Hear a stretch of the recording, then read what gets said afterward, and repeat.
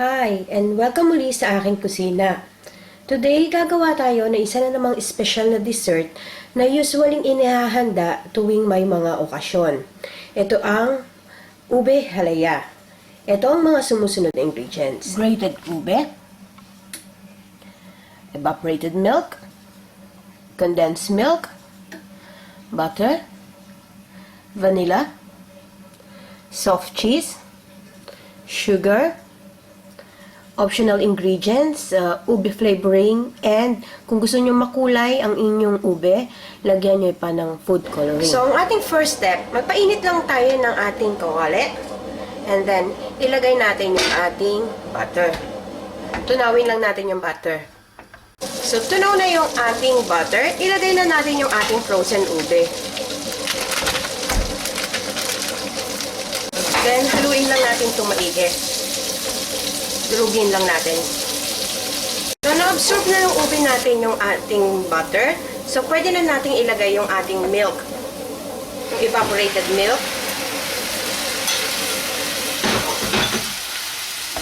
At yung ating condensed milk.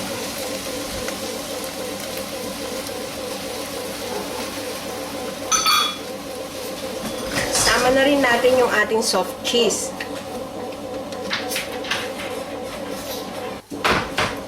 Yung ating sugar.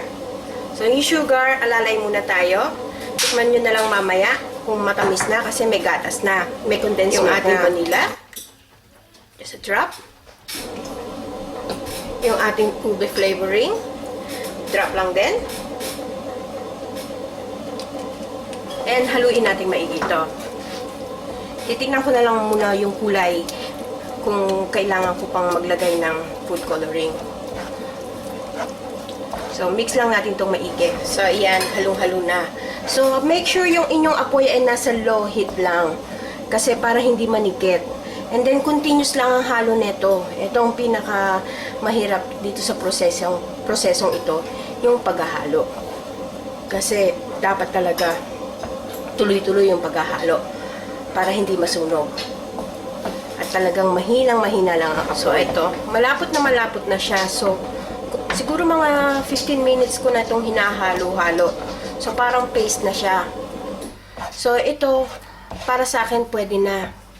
So, kung gusto nyo pa na yung talagang malapot na malapot, tuloy nyo lang. Pero ako, okay na ako dito. Medyo, ano na siya. Talagang spreadable na. So, ito-turn off ko na to sa heat. And then, isasalin ko na siya sa planera.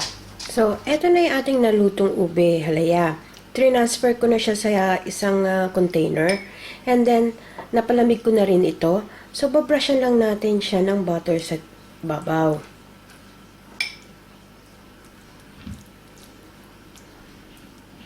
And then, after this, pwede na natin siyang i-refrigerate